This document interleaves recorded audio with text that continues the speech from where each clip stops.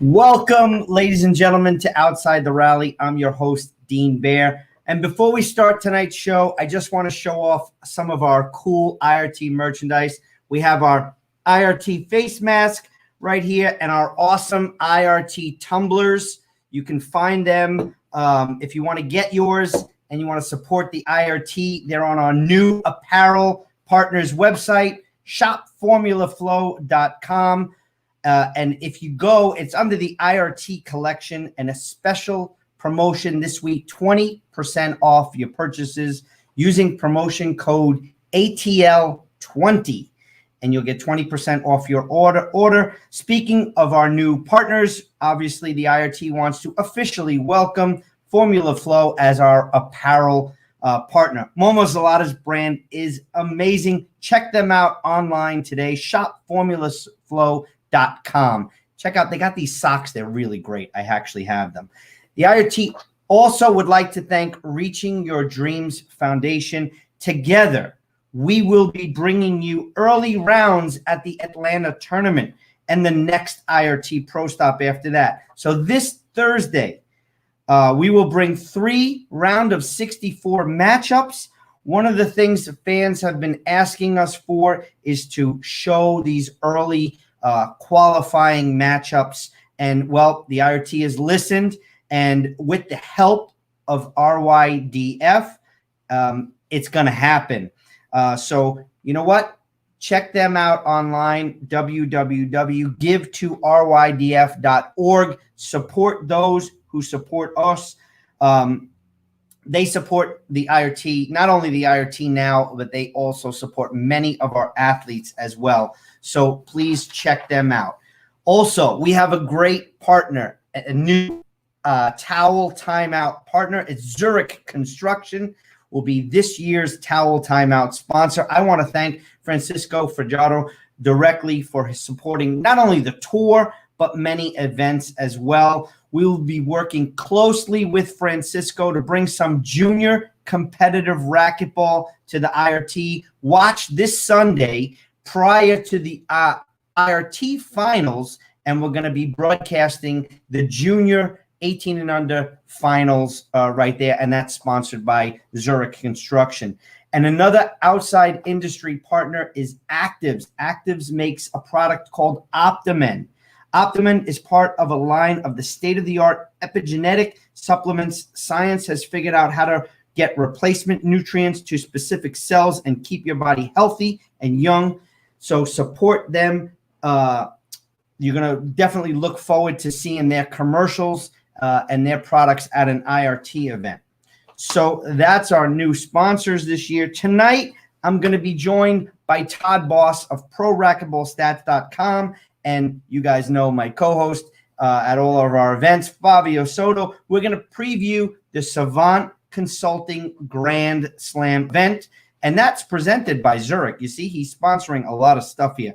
Also, Very important. Our fantasy bracket will be live tonight, so you fans can support the IRT and compete to win some great prizes.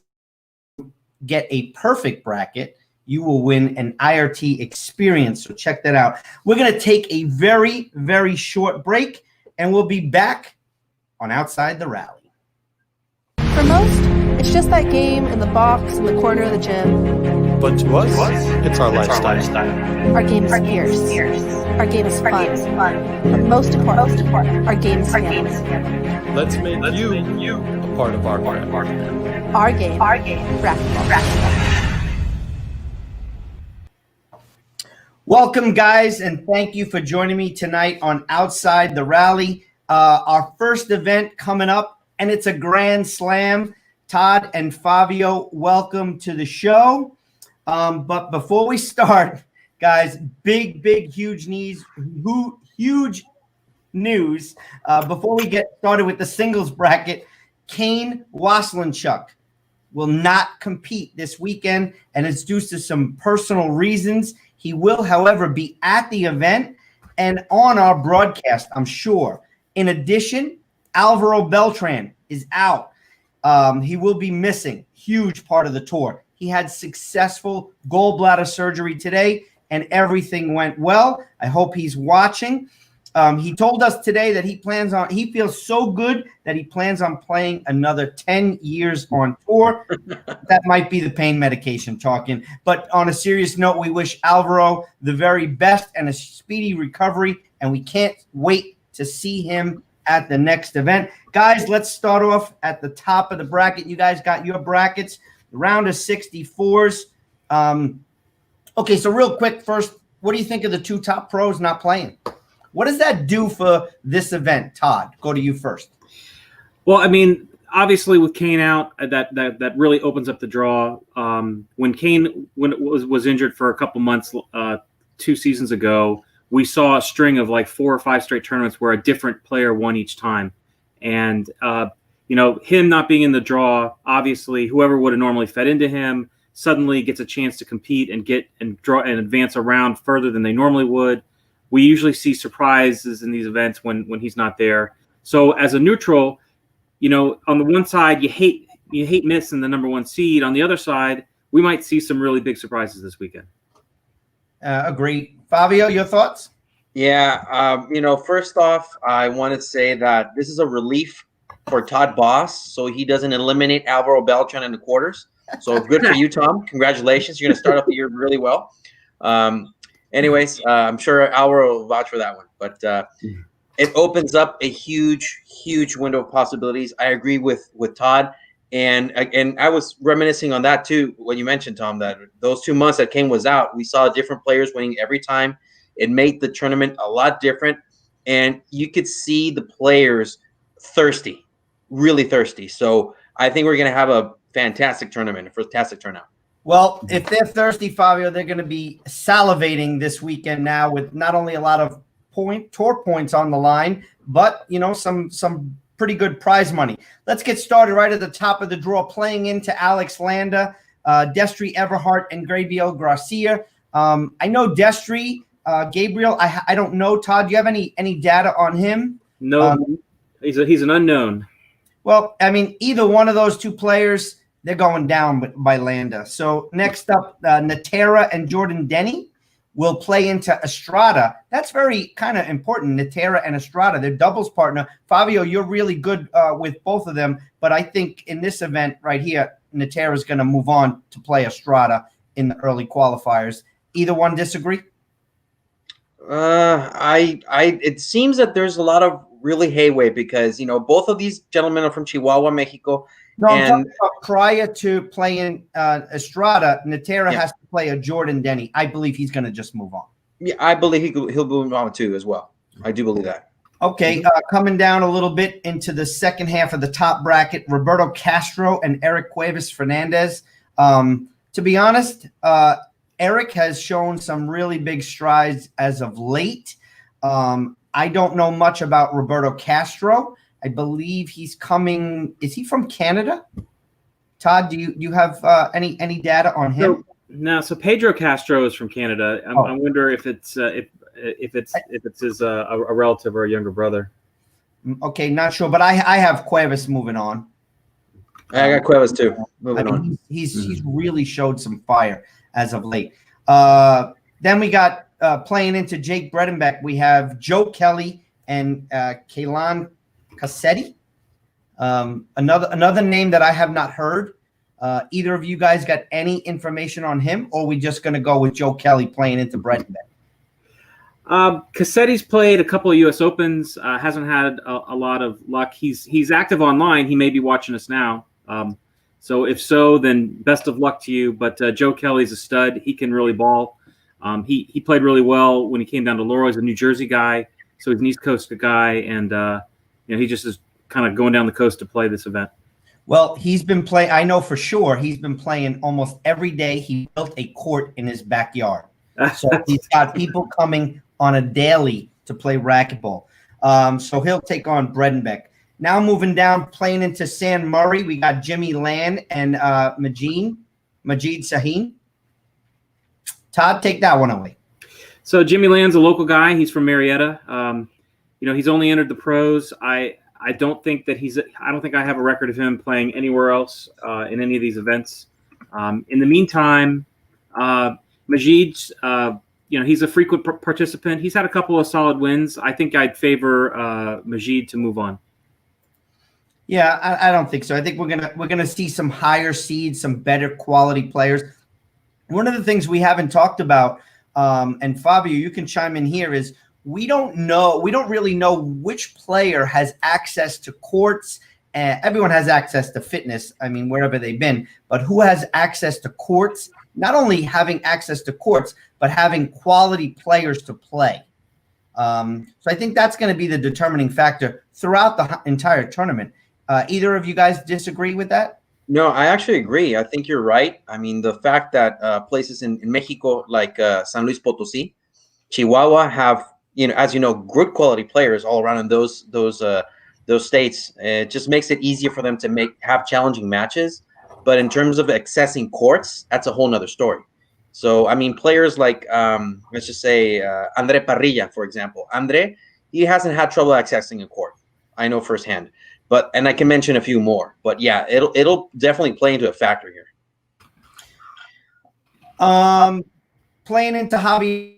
Javier Mar was a late addition to the tournament, so I'm pretty excited that he's playing. Scott McClellan's going to take on a rising star, a young Timmy Hanson. I'm going to say Scott's down in Texas, and I believe has not been playing due to COVID. Whereas Timmy's over in Florida, has been playing. I'm going to pick the young stud moving on there. Todd? I agree here too. Timmy's young, but he's got a pretty incredible pedigree. His father is one of the most decorated players in the history of the sport. And as you said, he's an up and comer. He's one of quite a few 18 and under juniors that are going to be here, that are going to be competing. And some cases for the very first time. I think this is a tough one for Scott, the ref, and so we'll see. But I think the junior moves on here. Okay, playing into Eduardo Garay is Cody Thomas, a young kid also, but doesn't really have that pro caliber. We're getting a lot of young players playing in here, and that's due to the fact that there's also a junior division here with some excellent scholarship money. Is going to take on Set Cabillas. Fabio, Set's really been working hard as of late. He is a hard worker from the Colombian national team. Good guy, hard worker. I don't know enough about Cody Thomas to input, but I think Set has experience and in an international level, so I'd probably go with Set Cabillas on this one. Yeah, Todd, you see a lot of these juniors from junior nationals and stuff like that. I've been a lot of the junior nationals events also. A very good player, but he's not a caliber of a Set Cabillas. No, and Set has a couple of pretty solid wins on his resume over the last little bit. Cody is playing in his age 18 season. He made the quarters of boys 16 and under 2019 before he lost to the eventual champ, Rojas. he's had that was his first major event that I have tracked in the database, and in this tournament he's also playing elite, which is kind of a hint as to the quality of the play. Yeah. So he probably will be a better factor in the elite draw versus the pro draw. Well, the open draw is absolutely stacked. I was looking at that. This next matchup, and I know one of this players is in the box watching right now. We got a very young up-and-coming stud of Dylan Pruitt, but he's got a extremely tough match. He's going to take on Eric Tagilio from he's from Monterrey, correct, Fabio? Yeah, he's from Monterrey. He's been part of the junior national team for a while in Mexico. Very quick player, and you know what I like about him is he's smart. So Dylan's going to face a really intelligent racquetball player.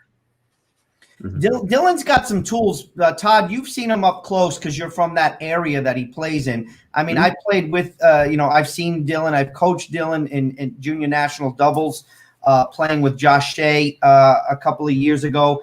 He's got a lot of tools, but maneuverability, that's going to go to Tagilio. Mm-hmm. And I agree. He's played some high level players with Cuevas and Gerardo Franco in that area. But so has Dylan. So Tom, what's your take? Dylan. So Dylan, one of the things that Dylan's got going for him, he's a lefty. He's a big guy. He's got a lot of power. He has been playing a ton of outdoor in the DC area. He was out at 3-wall ball.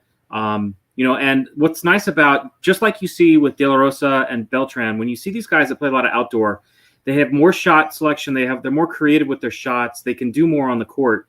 But in the meantime, you can see he's been getting playing time. He gets a lot of play time with guys like Zalata and the crew. That's he's another East Coaster that's going up to Jersey to play with the Kellys. He's coming down to Maryland to play with the likes of Zalata and the rest of the crew down there. So he's been playing. He's only a year older than Trujillo, so this is going to be an interesting a match of teenagers, so to speak. And whoever comes out on top is going to have a tough round of 32s against Daniel De La Rosa. So I think I'm going to favor the Mexican player there. What do you guys think? I got Trujillo too, passing on. Oh, wow. I do as well. All right. Well, Dylan. Sorry, Dylan. Show us wrong. Playing into Perea, Sergio Acuna and Austin Cunningham. Again, those are two, very, very capable racquetball players. Todd, you must have a ton of data on Sergio being Andres' brother. I know Austin plays a lot of racquetball. So Austin is another local guy to the area, but don't discount him as it's just a local kid showing up. Sergio is a solid player, but he's not a pro caliber player in the same vein as his brother. I think Austin has a really good chance to pull the upset here. Tough match playing into the number 3 seed, Andre Perea. Let's move down a tiny bit. Sam Bredenbeck against Brennan Jennings. I don't know nothing about Jennings. Todd, we need to lean on you. I don't know Mr. Jennings either. I don't know if he's says he's from San Antonio. I don't have a ton of information on him, to be frank. But I will say this about Sam. Just like Jake, Sam's up there in the upper Northwest. He has access to a court. They've been playing a ton. He's been playing doubles with Goth, and Lexi York has worked in there, and they're on Facebook showing their so he's certainly not rusty like a lot of players. Fabio, agree? I agree. I mean, I don't know enough about Mr. Jennings as well, but Sam, I do, and I think he's got all he needs to go move to the next round. Okay, Pedro Castro, like we talked about before, playing Kadim Carrasco, another really good round of 64 matchup. I'm gonna go just with the seasoned Kadim Carrasco. But we talked about it earlier, guys. Kadim has a ton of weight on his shoulders this upcoming weekend. He's replacing a Roland Keller as Conrado Moscoso's doubles partner, and we'll get to that. So does that factor into his singles game? I think that it does. I mean, I've known Kadim for a little while. He's a fantastic player. But yeah, he's got some weight in his shoulders. And we've seen this before when you have a top-seeded doubles player that doesn't make it and someone subs with a phenomenal play like Conrado Muscoso. It kind of gets in your head. I just hope that Kadim has obviously the maturity and this, he's seasoned enough to, leave that aside and just focus on his singles game, because this is going to be a very competitive round of 64 match, and I'm actually looking forward to it. Todd, your take, you got some data on Castro, no? Absolutely. So Castro has been playing and representing Canada for more than 10 years. He's played in a number of international events representing Canada. As a matter of fact, at the 2018 Pan American Racquetball Championships, these two players met, with Kadim taking an 11-8 tiebreaker win over Castro.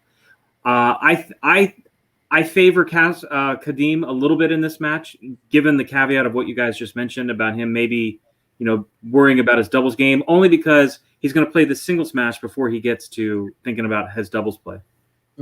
Very, very, very good point. The winner of that match will come in against Thomas Carter. That's a good place to be. Jim Doug, Sebastian Longoria. Jim has played a couple of IRT events. He's a higher seed than a Sebastian Longoria, but both of you guys know Sebastian Longoria well, being a 18-year-old junior. That's a tough road, and I know Jim is in there. He's saying, let's bring it. Jim, you got a mountain to climb coming up here. Yeah, I mean, Sebastian Longoria, he's just a fantastic player. He's at the same level as the crew in Nuevo Leon. We mentioned before Eric Trujillo. He's his doubles partner, actually. Eric Trujillo is Sebastian's partner, and he trains with guys like Gerardo Franco. Those guys, that's just a little niche that right here, those players of 18, they're really good. So I don't know enough about Jim Douglas, but Sebastian, strong, tall, gigantic reach, to pass him will be a mountain of self to climb. So, I don't know. What do you think about that, Tom? Well, Todd, before you chime in, let me ask you this, Todd. Yeah. And you've seen a ton of players go from junior to the pro rankings, and psyche can play into that. There's a very different, psyche when you're playing for your country. You have a coach with you. You're playing kids of your own age. I don't think it's a layup, is my point. Have you seen that work against players? I have, and there's a couple of kind of famous cases of players that are active now on the tour who are just known to compete better when they are under the structured guidance of a coach at a national or national event, as opposed to when they're on their own and they're flying out to a pro event, by themselves. It's some players are more comfortable when they're playing, under structure, and some are more comfortable when they're not being micromanaged, or they don't have their a parent or a guardian that's coming along with them. Everybody's different. We're going to see. We're definitely going to see. Winner of that match going to take on Eduardo Portillo, but I'll favor Sebastian moving on there. Yeah. Alejandro Herrera back in the saddle, playing against Matt Fontana.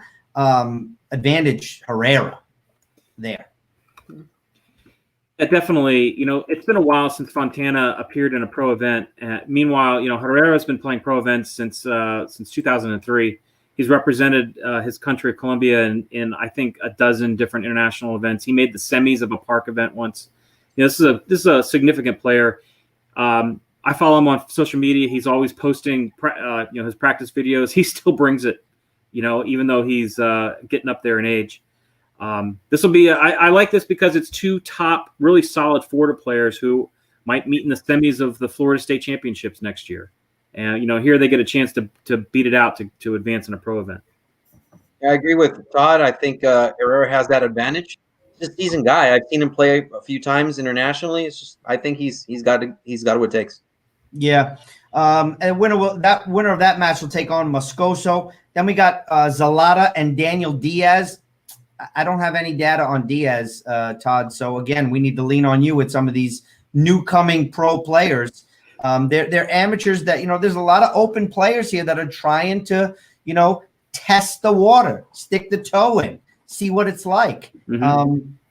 But yeah, I got Zalata. Zalata, his game is really good. One of the things about Zalata that I think we're kind of turning the corner is he's becoming more of a businessman, and he's putting racquetball in his rearview mirror. So when we get to the later rounds, he's checking out. But I think the earlier rounds, I'm going to favor Zalata there. Agreed. I mean, I'll favor Zalata too. I don't have any record of Diaz playing in any event. He's from Monterrey, so presumably he's another.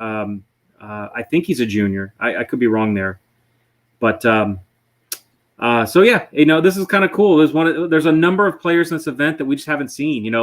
On the tour regularly, week in, week out, every player in the draw, and you can be like, oh, I know this guy. These guys have played 10 times. Mm-hmm. We're getting a ton of people that not only have they never played each other, but we've never seen them play. This is going to be we got a lot of guys that have 0 IRT ranking points, and you can't say anything for that. That doesn't really mean it. That just means they didn't compete in an IRT event and earn points as of late. Next up, like a Felipe Camacho coming in at the 18th seed, taking on 47. Kevin Bowens Jr., who can hit the ball, but is he going to take on a Felipe Camacho? No. Well, Costa Rica's most seasoned player and a leader.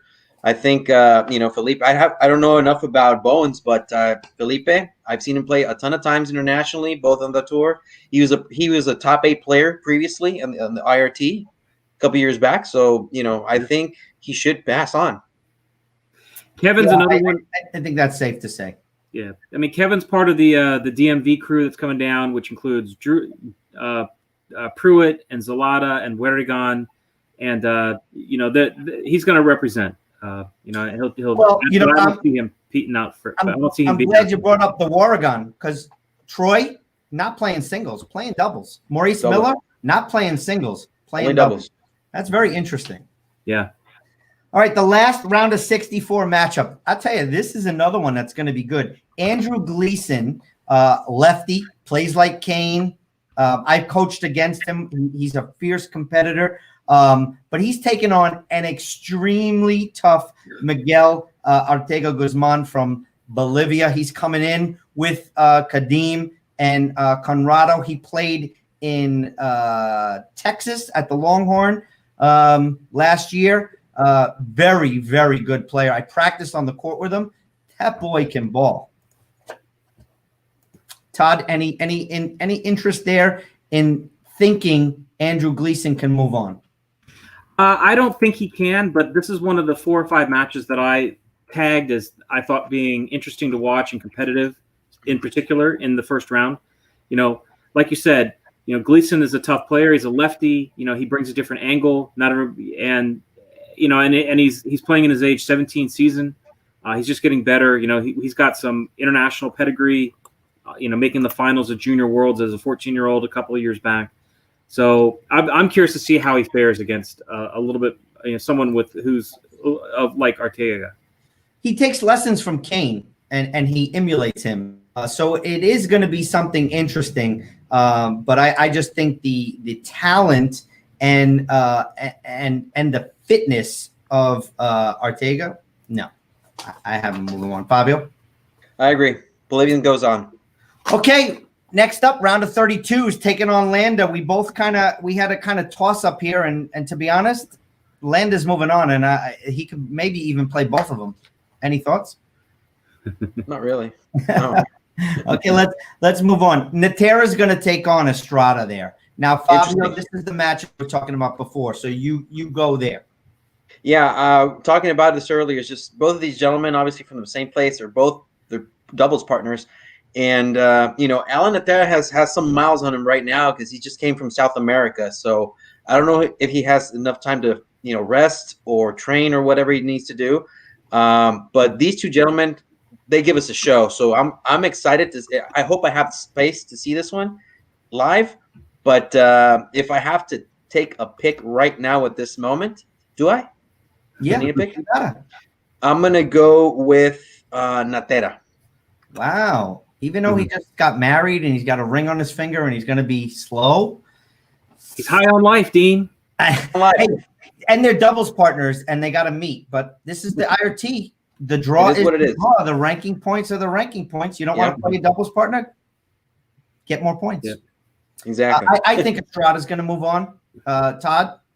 So, Natera beat Estrada at the the Alamo tournament in San Antonio early last year. It's the last time I have them on record meeting in an event. Before that, Estrada beat him in I think Nationals in 2018 or 2017. They both play kind of a similar game. They're both tall guys. They're lanky. Despite that, they're both pretty agile. They'll both hit the floor going after a ball, and they both have some pace. I think Estrada's got a little more pace, but going back to a point that we made before about some players travel better. I think what we've seen is that Estrada plays really well when he's at home. Like he had this black gold that was amazing. I was there. Where he beat basically half the top 10 to win that tournament in his hometown. And then he turns right around and he gets upset the next time he goes and he travels for an event. So that's the thing that Estrada's got to work on. Can he compete and win when he's not playing on his home courts? True. Agree. So Sebastian Franco is going to probably take on what we think we all said, Eric Cuevas. Mm-hmm. Sebastian's been training with Garay. They've been at the courts, private lessons, stuff like that. High level racquetball. They both played. I mean, not both, but Sebastian played in the Atlanta Open that we had, the Tier 5 in November that we.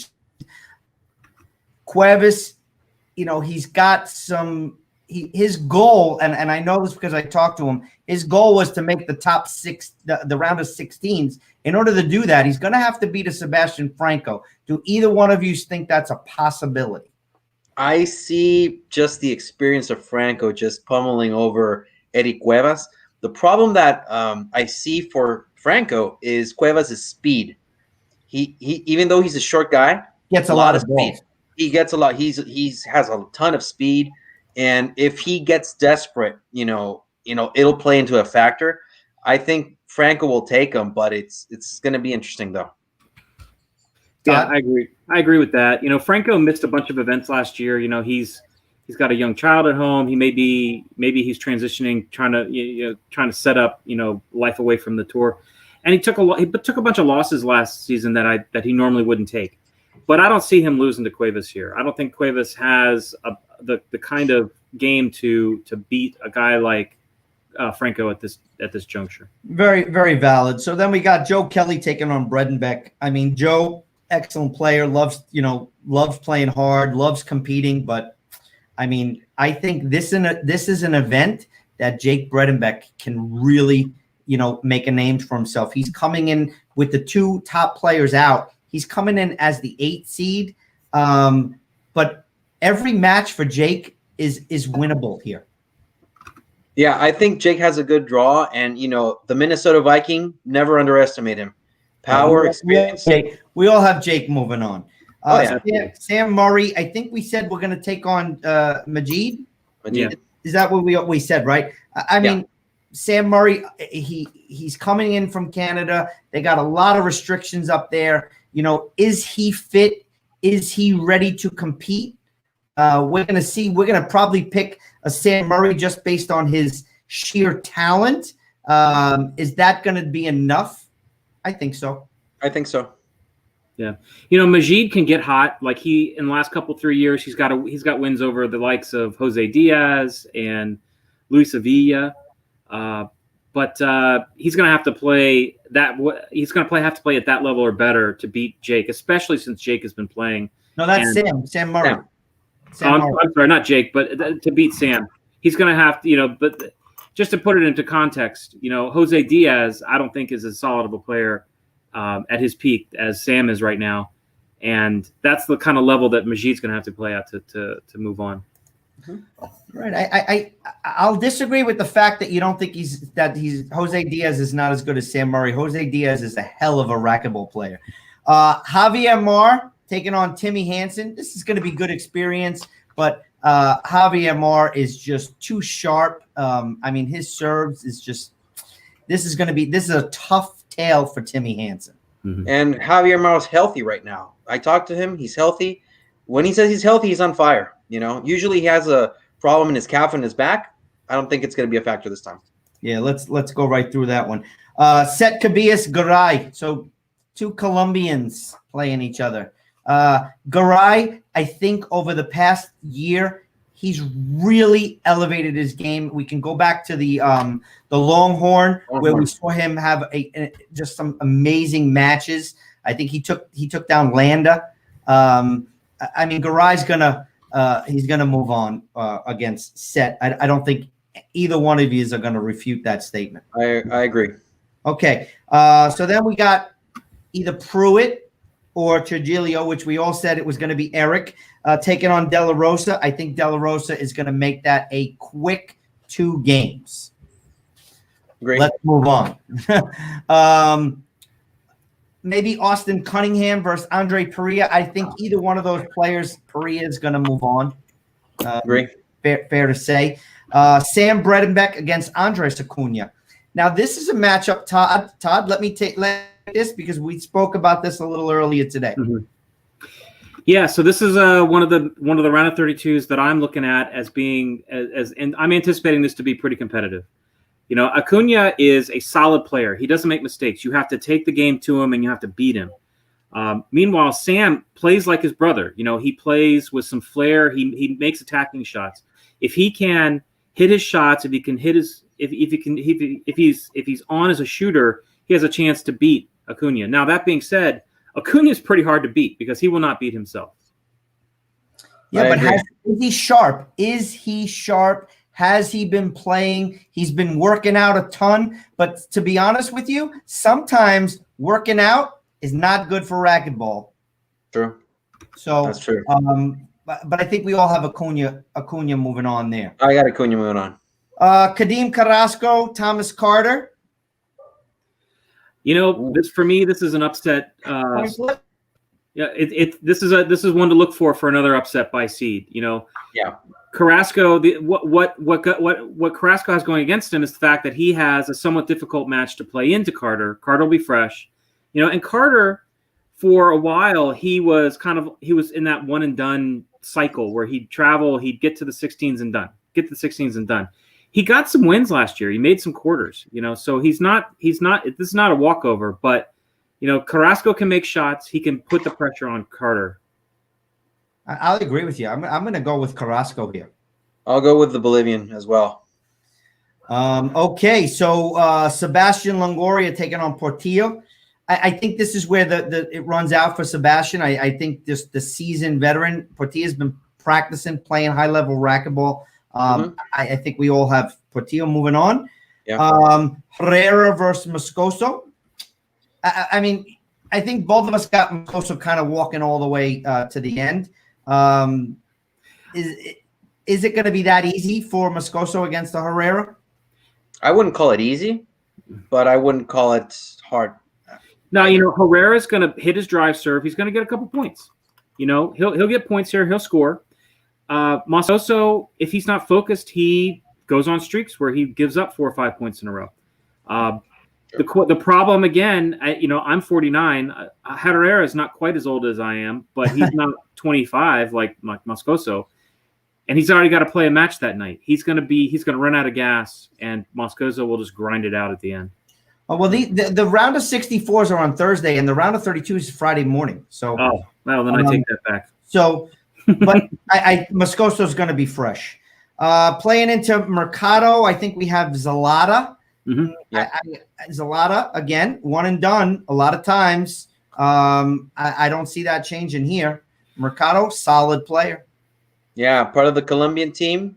Good workout. I think this should be a good one for Mercado. I think he should win. So interestingly, you know, both these guys, Mercado lived in the DC area for a while, so these guys knew each other, played a lot, and in the season opener in Laurel last year, they met at the same juncture. They met in the 32s, and Zalata took him to a tiebreaker. You know, but Mercado, he's consistent. He just grounded out and got the win. Maybe it didn't look as pretty or as convincing as a neutral might have thought, but he'll get the win and he'll move on. No, he's a fighter, man. He's a fighter. Camacho taking on Mania. Do either one of you have Camacho pulling out an upset here? Because I don't. You know, maybe 2 years ago, I would have given it some thought, but there's a lot in the thing saying he's going down, just so you both know. Love it. I think we all have Mania moving on. I tell you, Rocky Carson is going to have a extremely tough round of 32 matchup against Ortega Guzman from Bolivia. Like we talked about before, he's quick, he's strong, he makes excellent shots. I think it's going to come down to decision making and conditioning. And we all know Rocky's condition, but is he racquetball conditioned? That's going to be, I think, that's key to this whole matchup here. But do either one of you think Rocky's going to lose this match? I don't think he'll lose it. I think Rocky's going to advance, but it's gonna put a toll on him. I think it's going to drain him, going to take some gas out of him. That's what I think. And I think he'll make it in 2, but it's not going to be a quick 2. It's going to be a 2-hour match. Gotcha. I mean, yeah. If you look at the losers that we talked about in the round of 32, and if you ask Rocky, which of those potential matchups he would have wanted, I'm sure he would have picked a handful of others before he would have picked playing this particular player in the 32s. Yeah. Agreed. Okay, round of 16s, we're going to have Landa, and I had Estrada. I think some of you might have Natera. I got Natera. Is this a workout for Landa, or does Landa have some easy matches? No easy. It could be either Natera or Estrada, whichever it is of those two gentlemen. But this is where Alex Landa is going to have to be put to the test, because these two guys can give him a run for his money. I'm not saying that Landa is going to lose, but it's not going to be easy. I mean, it's going to be. I think this is a potential tiebreaker match for me, at least. Mm-hmm. I have Landa going to the quarters. So I mean, look, I think Landa wins, but he is a notoriously slow starter, and it wouldn't surprise me at all to see him drop the first game and then have to really focus, because both of these players have significant wins. Like we said, Estrada had that great win in the Black Gold Cup. He's got wins. Natera has a number of top-level players that he's beaten, IRT top 8 players in the past. He's not going to be afraid of Landa, especially having been a countryman with him for so long. Yeah. Okay, so next up is we have Bredenbeck kind of playing Sebastian Franco. I'm going to go with Jake here. I'm going to go with that's an 8-9 matchup. Usually very good. But I got Jake moving on here. I got the Minnesota Viking as well moving on. I just see him powerful and focused. I think Jake has what it takes to go the distance. Todd, you agree? I agree. I see 2 similar players from a power perspective, and I think that Jake's going to be spot on and is going to move on. I think these are players that are heading in different directions for their careers right now. Agree. So let's stay with this upper kind of core here. So we got Landa moving to the quarters, taking on Jake. I got Jake moving on again. I honestly think we're going to see an upset. I think this is the tournament for Jake Bredenbeck to make a name. No, not. I don't have a clicker here. I don't see that happening, to be honest. No disrespect to obviously the Minnesota Viking, but I think just Landa has the upper hand on him in so many ways, and one of them is speed. I think Bredenbeck obviously is a more stronger player, but I think Landa's experience and speed will just pull him ahead of Jake. Todd? I mean, these guys have played – I've got them playing 9 times across the IRT, WRT, and in the amateurs, and Landa's 9-0. I think that Landa's control factor just frustrates the heck out of Jake. Jake will pound the ball, try to overpower, and Landa just flips it back and dinks it out and goes back to the service box. And that's the match over and over and over.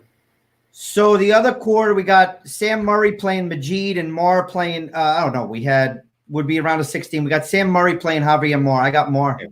I honestly think this is another type of thing where Mar is going to make a move here.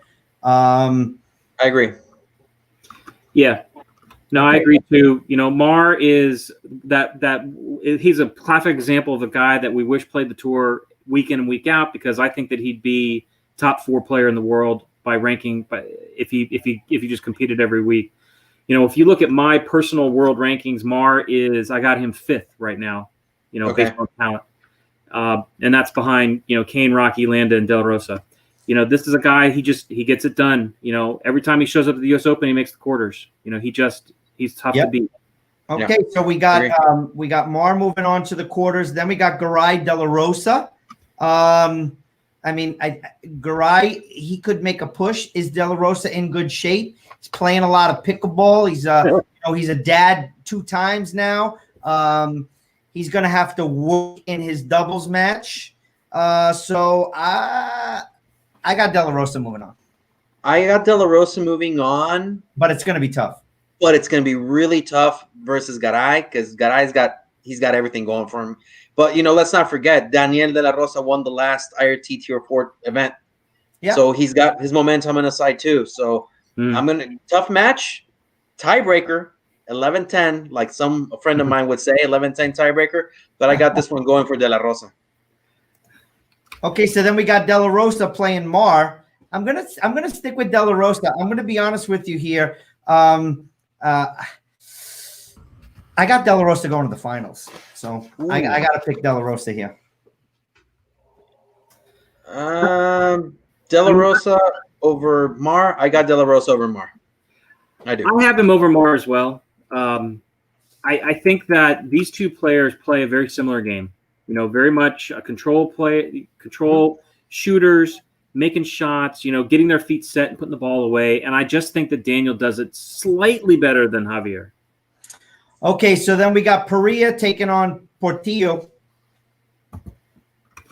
Would that be a quarterfinal? That's a quarterfinal. So 16s we have Kadim Carrasco. No, Perea taking on Acuna or Sam Bredenbeck. I think no matter who it is, I think Perea is going to move on. He should move on. I got Perea 2 going.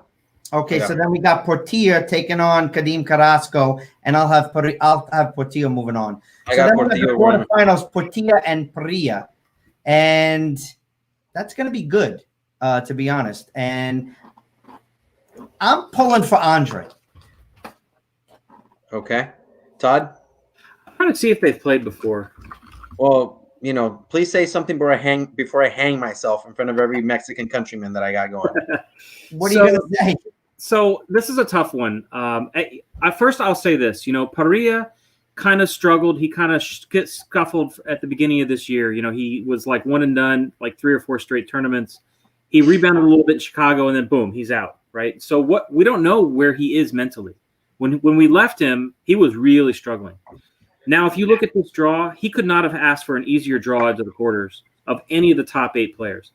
So if he's back, then he's gonna by the time he plays Portillo, he's gonna have the confidence of a couple of solid wins on his back, and he'll cruise right on through. Now that they've played 3 times in various events, Perea's beaten him 3 times.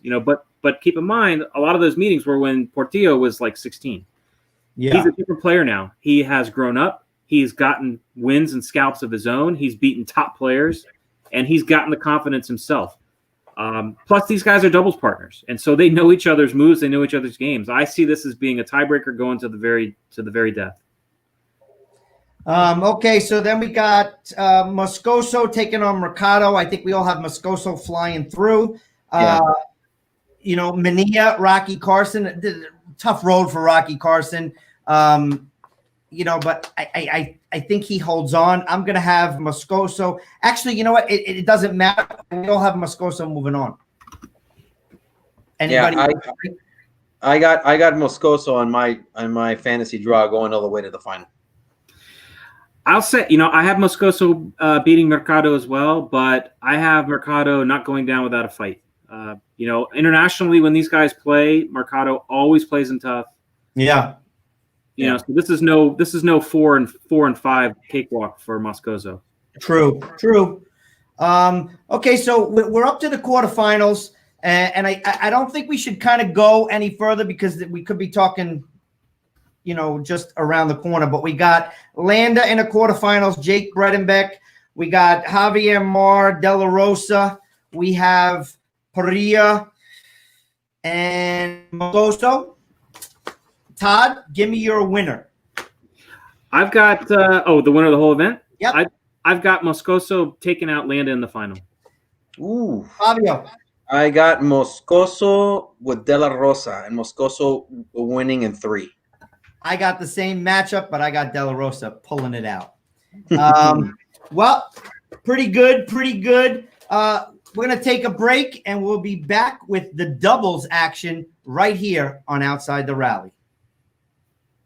My name is Kane, and this is Allie, and we're owners of Crowning Moment. When it came time for Kane and I to really take our business to the next level, we knew that we were ready to do that, and we didn't have any issues getting everything started within a few days with Savant and the team over there. We had a lot of questions, of course, when it came to starting a new business, and without hesitation, they were right on the ball with us at every second. Finding Savant was very easy, obviously, because I have a personal relationship with Donald, and obviously being an athlete, I don't really have time to find all the paperwork and do everything. They got that to me very easily, and the process was very, very simple. Having Savant Consulting behind me allows me to focus on what's important, and that's just being an athlete. Starting a business together, there's a lot of other challenges involved in something like that, and the team over there has been nothing but supportive to us. I would highly recommend Savant Consulting to all my racquetball peers if they want to get to the next level.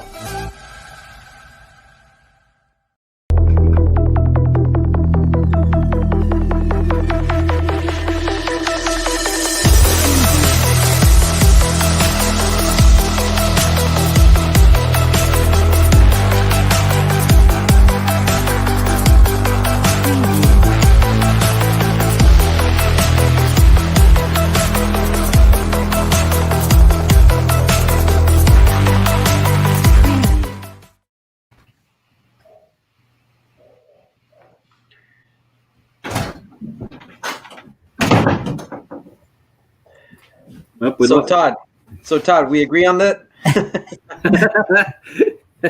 Absolutely. I like how in our singles draw, we each basically had nearly the same final, but all three had picked a different combination and different winners. All right, guys. So doubles is up, right? Doubles is up. No De La Rosa and Beltran. De La Rosa is in the tournament. But let's go right to this round of 16 matchups here. We got some pretty good teams, but I honestly think this is wide open. Any thoughts? Oof. Todd? So when I was looking at this doubles draw, I was noting, as Dean alluded to, a lot of our regular partnerships are broken up. No De La Rosa and Beltran, no Landa and Murray. And so what we've got is, because Sudsy's coming in to play with Landa because they're going to be playing internationally. Murray has to split up and play with a different partner. But what's interesting is that there's a number of international teams that are here that have a lot of experience playing with each other.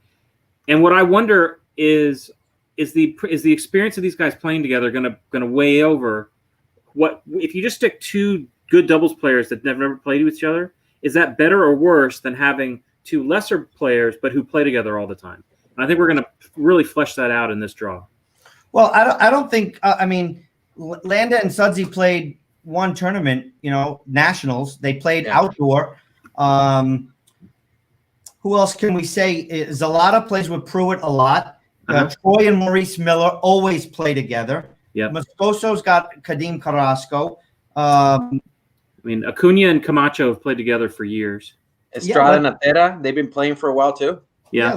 Let's start right at the top. Mania and Sam Bredenbeck. That's a very interesting lefty-righty against Acuna and Camacho. I've got I think the Costa Ricans go through there. Those guys have been playing together for 10 years. Yeah, so I got Felipe Camacho, an excellent doubles partner. We go back to Bolivia, Fabio, and you remember he played with Rocky Carson. They went all the way to the finals. Yeah. And it wasn't because Rocky Carson is Rocky Carson. Felipe Camacho, he held his own. He's a fantastic doubles player. I agree, and I think the Costa Ricans are going for this match. Okay, so we all have them moving on. Muscoso, Carrasco, Warrigan, and Miller. This is going to be good. Yeah, I agree. Yeah, I want to watch this one. Definitely. Troy and Maurice are just amazing on the court. I love the fierceness that they play. It's East Coast racquetball. It's gonna be good. I'm excited. Is the talent of Muscoso gonna win out here? Todd, what's your thoughts? This is an interesting one. Like Muscoso plays doubles, but his normal doubles partner, Roland Keller's not here. So he's playing with another Bolivian. But have these guys ever played together? I don't even know. I don't know if they have or not, but this is going to weigh out what you guys mentioned earlier. If the experience or the non-experience, whoever wins. And Troy Maurice, like I said, I agree with you, what you said, Dean. They're fantastic in the court. I just don't think it's going to be enough for the Bolivians. I think the Bolivians are going to take this one. That's my pick. I have them winning this, but going very little further. Okay, then we got Sudsy and Landa versus Zalata and Pruitt. It's going to be a good draw there. Dylan Pruitt's getting thrown to the fire this weekend. Dylan, I know you're in the chat box watching, but you're gonna grow up here. Yeah. Hey, look, those two guys, both again, East Coast guys. They play together a lot. The thing that struck me about the Landa Sudsy matchup when they won it in the USA Nationals, Sudsy played the right side or the left side. He played the backhand side, and there were times where Sudsy and if Sudsy's in here, I apologize in advance. But my observation, there were times where Sudsy really kind of struggled to put his backhand down, right? And they were able to kind of work through it, and they beat a number of really solid teams in that U.S. competition. The likes of which are exactly the exact same kind of talent level and the experience level that a team like Pruitt and Zalata will face. So I see them. I can see these guys pressuring, especially with the lefty righty combo, blasting drive serves, blasting wallpaper serves right down the line, and really forcing both these players to make shots. I'm going to agree with you what you said about they struggled a little bit in the Nationals. I think there was times where they had the ability to put the ball down and they didn't. So I'm going to agree with you. There were mistakes made there. So is it cleared up? Not playing together, other than outdoor, is that going to make any difference? We're going to see here. But what I have found is a team with Alex Landa on it goes far. Yeah, I think Landa and Sudsy, they win this one, definitely. Okay, so if we stick with the top half of the draw, we have Acuna and Camacho coming up against Murray and Jake Bredenbeck. Interesting, they've never played before. Todd, your thoughts on the new matchup? They're good friends. The Beast Made Clothing, they're there. I think they're too much for the Costa Ricans. I think so too. I mean, who plays backhand? Does Murray play backhand and then Jake plays forehand? Is that a waste of Jake's power? I don't know. Maybe not. I think that would be kind of an interesting. It'll be interesting to see how they line up. I agree with you. Now you just put that in. I never thought of it was playing the backhand because when Murray play that side. Well, when Murray and Landa play, Landa's the better singles player, but Landa plays forehand, and Murray does the grunt work on the backhand side. And you wouldn't have thought that when you looked at the rankings of the two players that match up. Here it's almost the reverse. I mean, Murray and Bredenbeck are, by all accounts, they're almost equivalent players at this point. If they played 10 times in singles, they might split 5 and 5. So where do you stick them? How do you deploy them so that they get the best out of that partnership? We're gonna find out here. Who do you have moving on? I have the number 1 seeds moving on and beating the Costa Ricans here. I agree. I think you have that. I agree. Yeah. Okay, the bottom half, we're going to have Conrado Muscoso and Kadim Carrasco taking on Sudsy and Landa. Another great quarterfinal matchup here for us to watch on Thursday night at 8 p.m. We're going to have 2 amazing matches. Todd, what's your thoughts here? Well, is this a tough test for Landa and Sudsy? Well, so exactly what I just said. What's going to happen in this match? Muscoso is going to get the serve. He's going to hit a photon drive right at Sudsy's backhand, playing on the left-hand side. Is Sudsy going to handle it? Is he going to return it with fight and fire with fire? Is he going to flail at it and give him setups? That matchup is going to determine exactly what happens in here, because on the other side, Landa's a great player and he'll put stuff away, but it almost doesn't even matter in this case. I think the battle is going to be whoever wins that left side matchup. Fabio? I think it's interesting what you're saying. I didn't think about it that way, Todd. Good insight as always. I am going to say that this is as far as I see the Bolivians advancing in the tournament. I think this is Sudzi and Landa's, game. I think it'll be a tough match, but I'm going with the U.S. team. I am as well. I think I think that they'll handle it. He's telling you what he's going to hit the stealing ball. He says he's hitting stealing balls. Well, then you're going to watch Muscoso hit a bunch of 39-foot splat rollouts from his backhand side. And Landa's going to be all over it. And Landa better be sitting right there in the front corner to pop it out. That's how that's going to go. Okay. All right. I think Kadim Carrasco is the weakest link there, and I think if Sudzi and Conrado they trade blows, it's going to come down to the Landa. That right side is going to be extremely important. Who's going to put away more balls? I think there's going to be immense pressure on Kadim Carrasco, and I don't know if he has what it takes to rise to the challenge. I'm going to have the Americans moving on.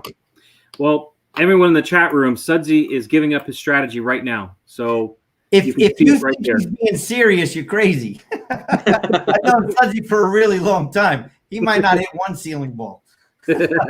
But Sudzi, thanks for the insight there. So if we go to the bottom half of the draw, so we have Sam Murray, Jake Bredenbeck playing Sudzi and Landa in the semis. Maybe we'll stop at the semis here. We're going to have Bosa and Donald Williams, the 3 seed. They're taking on Zachary Patterson and Austin Cunningham. Now, if you watch the Atlanta Open, Daniel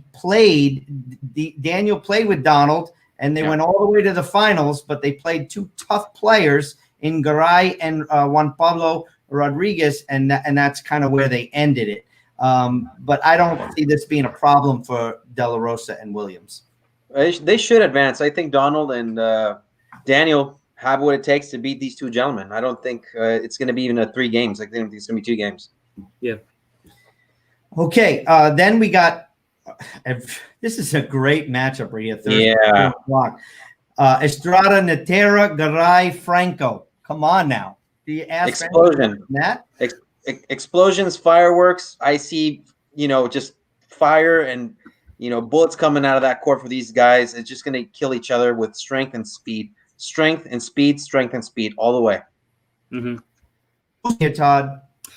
I like the Colombians here, I have to say. I don't really have a good reason why. I think I'm a secret fan of Garay and the pace he brings on the court, and I think it translates well to doubles. He's flying all over the court. In the meantime, you got Franco who can sit in the back and kind of hit bullets. So these guys can almost play like front and back, like an I formation once the rally starts. Garay in the front, diving and flipping balls, and then Franco in the back just hitting bombs. The question is that, can they hit those balls without whacking the 6'4" guys that they're facing on the other side of the other team? They got to hit it through tree trunks to get the to get the points. So who's moving on there, Todd? I got the Colombians. I got the Mexicans. I got the Mexicans moving on.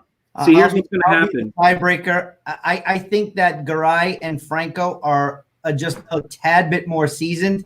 I think this is going to be an 11-10 tiebreaker. But I have them moving on. See, here's the secret factor. Natera and Estrada by this point will have played in their round of 16. They get in a huge fight and they can't even speak to each other because of the type of the singles match. And they just blow up the doubles match. No, I honestly think Natera is too much of a nice guy to do anything like that. Yeah, they're 2 nice guys, man. They won't pull something like that. Hopefully. Okay, so we have an interesting matchup here. We got an unbelievable right side doubles player in Javier Mar playing with a lefty Thomas Carter. That's new.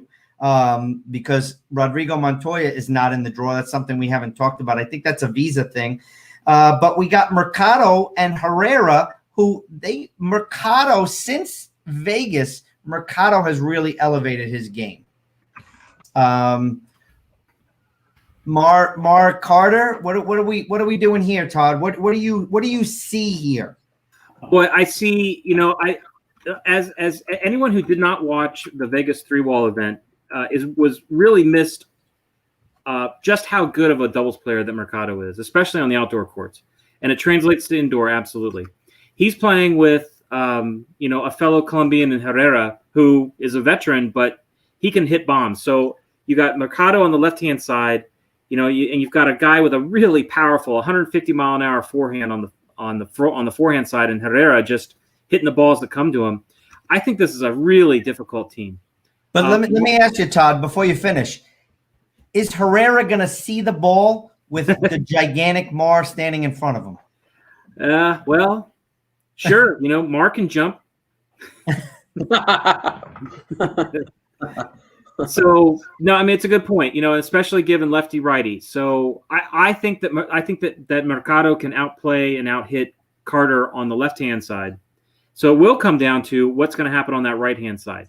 Is Mar going to really put it to Herrera and get a bunch of 3-point rallies, serve, service, return, error, and a kill? It could be, but the fact that Mar and Carter just don't play with each other a ton. I know that individually they're both really good doubles players. I mean, frankly, Mar playing with Montoya is 1A to De La Rosa and Beltran's 1, in my opinion, in terms of world doubles teams. Can Mar translate that with a new partner? That's the question here. I don't remember seeing Thomas Carter play doubles ever. No, and you know what? I mean, Javier's one of my boys. I like him a lot. I just see this very difficult for those two gentlemen. Right now I got to go with the Colombians, with Mercado and Herrera going forward to this one, because I think they're a better combination, even though I would like Javier Mar and Thomas Carter to win. I think Mar has just way too much talent to lose in this match. He might even be able to beat them both home. He's just like Todd. You brought it up before when you said they're like 1A to Beltran and De La Rosa. Now, Fabio, you remember Mexican nationals when they played in the finals. Who was controlling? Was it Montoya that was really controlling that matchup? No, it was Mar. Mar won. Mar was the better player right there. He was the better player, but historically, since I've seen him play since his junior years, when he plays doubles, he's not the leader all the time. So that's the factor that I see in this one. I don't think there's going to be a problem of egos between him and Thomas. I don't think that's going to be an issue. Both of them are really nice guys, but I just don't see their playing together and being successful right off the bat. I just don't see it. Okay, fair enough. Fair enough. Here's my theory in doubles. If you take, when in doubt, look for the weakest player on the court, and that usually determines who's going to lose that match. So of the four of those players, who's going to be the weakest on the court, and who's going to get picked on, who's going to make the most errors, who's going to make the most mistakes. Is it Herrera? I mean, you've said it before. He's played a lot of world matches. He's decorated, but he's old. And Robert Lyons is in the chat box. He's underrated. I'll agree with you. I've watched Alejandro play a ton of times, but in this core four here, is he the weakest player? I guess we're gonna have to tune in it's gonna be 4:00 to kind of pick that one. So we have De La Rosa moving on, and I think we had the Colombians moving on. Garay and Franco, no? I do. I picked the Mexicans, but yeah. So is De La Rosa and Donald Williams, are they going to move on to the semifinals in a matchup like that? So No. So if Estrada and Natera move on, is De La Rosa and Donald Williams gonna move on? No, I just don't see Donald and De La Rosa getting anywhere, forward than the quarters. I see that's their stop. I will correct myself, and I think it was Damian Zamorano in the chat box that Donald and Daniel lost in the semifinals, not the finals in Atlanta. So I apologize there. I do think that there's too much firepower on there for Daniel and Donald to move on. Yeah. I mean, unfortunately, just think about how this match is going to play out, right? Natera, who do you think plays backhand of those two? Probably Natera, right? So Natera and De La Rosa are neutralized on one side, but then what happens when Donald starts getting these photons hit in his forehand? I think he wilts and he falters. And that's how can you say that De La Rosa and Natera are neutralizing? De La Rosa is levels above Alan Natera on the racquetball. No, that's true. But okay, so De La Rosa hits a Z lob to Natera. What's Natera got to do? He's got to get it to the cross court and make Donald hit a tough shot, right? That's the strategy. Fair enough. Okay, so we got the either the Colombians or the Mexicans moving on into the semifinals. I honestly think it's going to be Garay and Franco. I think 2 out of 3 we picked that. So now we got a tough quarterfinal matchup for Portillo and Andre Perea against what I think you guys are kind of saying is Mercado and Herrera. Yeah. Now, one of the things, and Fabio, we talked about this a lot on our broadcast when we broadcast doubles, and Todd, I don't know your opinion here, and I want to ask you, is do you think Perea and Portillo are playing the wrong sides? No, we've talked about that a lot. Todd, what do you think? Maybe. Well, I asked Andre that a couple of times, and according to him and his coach, his dad,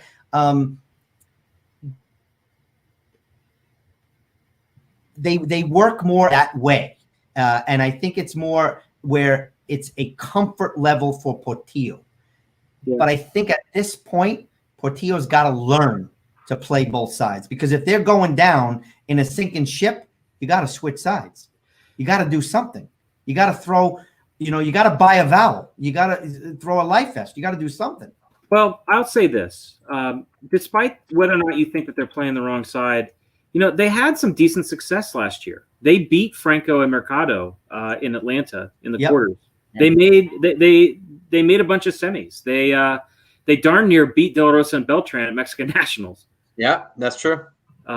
They then turned around and waxed Estrada and Natera in the 3rd place match. Not that matters. Maybe they weren't trying, but then in the last pro event, they took it to Garay and Mercado, who were playing together, before again losing a tiebreaker to De La Rosa and Beltran. So they're having success. They're playing well. So maybe they don't need to change up what they're doing. Well, to be honest, Fabio, and I know that we said it, and I just wanted to bring it up because I wanted to hear Todd's opinion on it. I think a lot of times we thought that was because Portillo's level was just not enough. Yeah. And I honestly think Portillo has improved immensely since joining the top 10, so to speak, or even top 8. I'm not going to lie. I have Portillo and Perea winning the event. Ooh, interesting. Ooh. I think Eduardo Portillo, ever since, if we go back to, Arizona, we go back to, no, we were in, where did he play? In Sioux Falls. Portillo went all the way to the finals. I think Portillo's comfortable enough now where he's earned that left side of the court, and he can dominate now. Yeah, I that's something we've talked about. I think a switch would be good. And Portillo, ever since Arizona Open, when he beat Carson, for example, he just fantastic tournament. He has what it takes. I think it's a matter of leadership and respect that he has for his partner, because obviously Andre Perea is more seasoned. I think it's a matter of respect, and I'd like to see them switch sides, but I do have them advancing to the final. I do as well. Okay, so I think we're good here. We got semifinalists. We got Murray and Bredenbeck, Landa and Sudzi Manchik. Then we have probably Sebastian Franco and Garay and Perea and Portillo. Todd, who do you got winning the event? I've got Sudzi and Landa beating Portillo and Perea in the final. I think that they've got it. That those two are coming to play. They're coming to win, and there's for all the reasons that we just talked about. They ground through and they won a pretty deep draw at U.S. Nationals. Sudzi and Landa did. They got unlucky and they met up against De La Rosa and Beltran in the 16s of 3 wall ball. You can't help that. But I think that they play really well together. They're both excellent veterans. They both are they're thinking about strategy on the court all the time, whereas Perea and Portillo are not necessarily thinking about strategy on the court all the time. And sometimes that makes the difference. Fabio, who do you got winning? I got Landa and Munchik winning, and I'll tell you why. Adding to what Tom said, it's a matter of athleticism, but I think in Mexico, when we have a very seasoned player, we say that he has really long, large fangs, So I think Sudsy has the largest fangs of them all in this draw, and he's going to take every trick out of the book. Sudsy, I know you're watching. I think you're going to take every trick out of the book. And he doesn't need to beat Portillo and Parrilla with athleticism, or he's going to beat him with his head. That's really what it comes down to me. Psychologically, Sudsy has the advantage. Well, Sudsy, you got a lot of love here. I picked Portillo and Perea to win. Who they play in the finals is yet to be seen. I think again, guys. I think it come back to about before. Who has access to racquetball courts, who's in the best mental shape, and who can grind it out, not only in the singles draw, but in the doubles draw. It's a deep event. We're going to have I think we all can agree that we're going to have some amazing racquetball played this upcoming weekend. For us having 9 months without a tier 1 or a Grand Slam, this one is something to be reckoned with. I think we're going to have an exciting event, and I hope everybody tunes in to watch all these matches. I think the viewership is going to be up this weekend. Todd, we'll be looking forward to your write-ups. So for those of you who don't know, Todd Boss is the writer of ProRacquetballStats.com. If you want to find out any stat about racquetball, check them out online. Todd, thank you for your support of the IRT, but the data that you bring, it's always well appreciated. I know that when me and Fabio are sometimes at the tournament, we're constantly talking about let's take a quick look at Todd's write-up. So Todd, there it is right there, ProRacquetballStats.com. We want to thank you. That was pretty fun, right, Todd? Absolutely. This is great. Any parting words, Todd, before you go? Yeah, sign up for the fantasy brackets. I'm going to put my money where my mouth is, and we'll see who can beat me. Okay. Fabio, I'll see you Wednesday. I'll see you in a couple of days. I see everybody there. And please, everybody from Mexico and Latin America, todos por favor sintonicen el IRT en at Racquetball Tour y vean por favor todos los partidos que va a haber después de 9 meses de estar ausentes. Esto va a ser un excelente torneo. All right, Fabio, thank you. Well, ladies and gentlemen, what a great night discussing the upcoming Grand Slam in Atlanta starting this Thursday. It's the Savant Consulting Pro-Am. Let's remember the sponsors of this event. Number one is Savant Consulting and Mr. Donald Williams. This event doesn't happen without him. Zurich Construction, a huge supporter of not only the tour, but these events. Williams Accounting, it's Donald again. Donald has a book coming out. I just ordered mine last week. So we'll talk more about that in the tournament. Integrity Dental was a huge supporter for Donald. Atlanta Home Marketers and Farmers Insurance, the K. Thompson Agency. Thank you once again, Mr. Todd Boss from ProRacquetballStats.com and Fabio Soto. I want to thank Outside the Raleigh sponsors, Mania Athletics. Please go like this, their Facebook page. Tune in this Thursday. Round of 64 matches brought to you by the Reaching Your Dream Foundation. Ladies and gentlemen, you do not see the round of 64s without their help. Support those who support us. We do appreciate that. Visit them online, www.go2rydf.org, and donate today. Please do this weekend. No, we're going to reach it. To our producer, as always, Mr. Mark Gibbs, for your support of this show. Again, ladies and gentlemen, this show does not happen without him. So thank you, Mark Gibbs. That's a wrap, ladies and gentlemen. We'll see you Thursday. Good night from outside